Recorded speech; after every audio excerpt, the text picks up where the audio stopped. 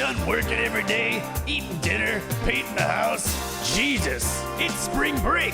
Wouldn't you rather be dodging inmates and getting tased in Los Santos' greatest hidden gem? We at Weazel News have teamed up with our local prison wardens to bring you the coolest getaway package ever. Los Santos Department of Corrections. Welcome, ladies, to the latest episode of The Rash Report. Hang on to your ass as we dive headfirst into the deepest annals of the hottest resort in Los Santos. That's right, the LS Department of Corrections. Come with me as we explore amenities such as the block, the yard, the interrogation room, the airlock, and the processing room. Areas all that you yourself can become intimately familiar with for the low price of shooting a cop, breaking someone's legs with a baseball bat, committing wire fraud, participating in and or trafficking bestiality footage, or simply pissing off the wrong cop because we live in a police state that boasts absolutely no accountability with regards to law enforcement. But hey, don't take my word for it. Go ahead, film yourself fucking that Spanish bulldog down the street and come see what DOC has to offer for yourself. Still not sure? Well, sit back, relax, have a few Chardonnays, and let me do the walking for ya. The first stop on our whirlwind tour of this amazing facility is, of course, the main cell block. This area is where inmates spend most of their time beating the shit out of each other, trying to steal each other's postage stamps. Amenities include a pool table, some sort of desk, an eating area, exercise equipment, and, I don't know, some other shit to keep you busy. Upon entering this high-tech facility, you are issued not one, but 500 stamps in order to help you survive. You could spend it on some food, or a drink, or maybe a pickaxe. That's right. Imagine you're broke on the street. You want a pickaxe? Guess what? Punch a cop, go to jail, get a free pickaxe. It's easy as that. One and done. You get to take this pickaxe with you, folks. You cannot believe it. Unlike the LSPD that basically throws your shit out or steals it when you get arrested, the Los Santos Department of Corrections actually has a database system for keeping track of the items that you bring in so that you can bring them out. Amazing.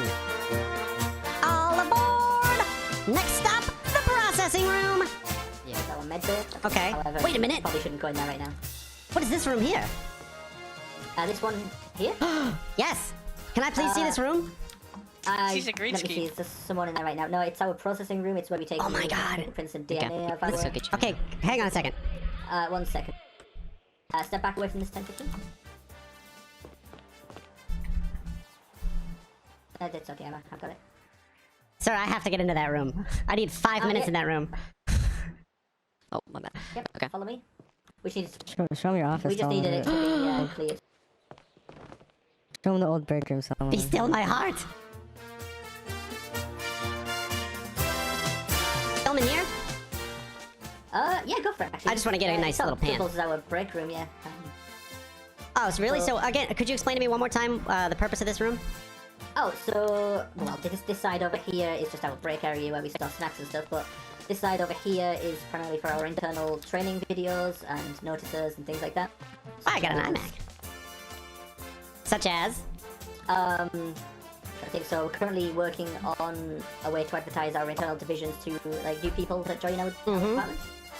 So we'll be recording some things in here for that, where the heads of each division come in and they give a brief talk about what the division is and why the new people should join it, really.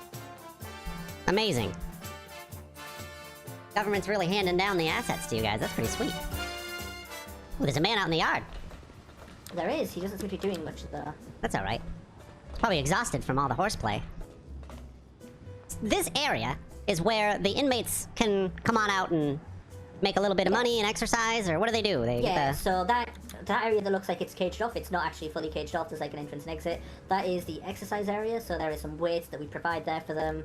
And then to the left there's the basketball court that they can use to exercise once again. And then this area directly below us to the left a little bit is the rocky area that inmates can choose to buy a pickaxe and mine, and then they could just drop it off at the other side of the yard where an officer will exchange it for some stamps. And when they are released, they can exchange the stamps for cash, or they can exchange it for time off their sentence. And what do you get though? They give you the 500 stamps when you get here, and you get a pickaxe for 500. When you leave prison, do you get your Right. So if you get a free, if you go to jail, you get a free pickaxe, basically. You effectively get free $500 or pickaxe, yes. That's or not food bad. and drink. Right. It depends. Like people who have short sentences tend to just buy food and drink that's required. Some that are serving longer sentences decide that it's worth their time to actually Make a little small job dough. here and a little dough. I have reports on my desk, and forgive me for taking this conversation a little south, but I have a stack of reports on my desk that state that when an inmate goes into prison and they come out of prison, their stuff gets put in the incinerator. Do you have anything to say about the incinerator? Yeah, we have policies on that. So when they're initially brought in, there's two things that can happen. They've either had their items taken off them by PD or SD, or they get it taken off by us during the processing in that room with the green screen that you saw. So if it's taken off them by PD or SD, that's pretty much beyond our control. And obviously the inmate might be disappointed with that, but that's not really something we can do unless they tell the officer to give the items to us. Otherwise, we don't really know. Okay. So anything that could be used illegally is done away with. Well, illegal or illicit, such as picklocks or bobby pins aren't necessarily illegal, but I mean, everybody knows what they're used for. Right. They're used for illicit activities, so we don't store those just because. What if it's a woman? Women need bobby pins. So if items of clothing that they're wearing, when they get put in the changing room, their items get put in a box, and that gets given to them once they're released. So if they're using bobby pins for that purpose, then that would be with those items of clothing. We have a processing sheet that we use internally that then that every officer must fill out, and that's heavily enforced. Is it a spreadsheet? Every officer that processes someone fills it out, yes. Right. They add their details to it of both the inmate, the time, all of the items that they took off them. Yeah. And that's heavily tracked, so when someone is released, they get released out the front desk. They can ring the buzzer at the front of the prison, and if there's no officer there, one will be called there. And if there is one there, then they'll check against that list I just mentioned, where I'll be able to, like, say if I was there, I could do a quick search function on the sheet to find someone's name and what exact items was taken off them, and if there's any discrepancy there, it will have the officer's name and badge number that processed them, so we can bring it up to them. And even if someone's unhappy with, say if I took a radio off someone and either mislabeled it or made an error, we have a small claims form that's publicly available that inmates can fill out should they think that there's an error been made. Okay, that's So they don't that's have incredible, to do a full actually. IA report. Sir, I can't even believe it. I asked the police department media relations director the same question, and you know what their policy is? I'm not sure, to be honest. They don't have one. They're not sure either. They're like, if they get it back, they don't know. They're like, what are we supposed to do? Put it in a database? And I was like, yeah, maybe you should. And it turns out that's what DOC That's does. literally what we do. Yeah. I mean, Ladies and gentlemen, we find ourselves this week at the Los Santos Department of Corrections with one Darren McFadden talking about last night's shootout, which was where? the power plant. You were there, correct? Yeah, All I right. was there indeed. Mr. McFadden, my informants tell me that the police somehow knew exactly where and when to strike.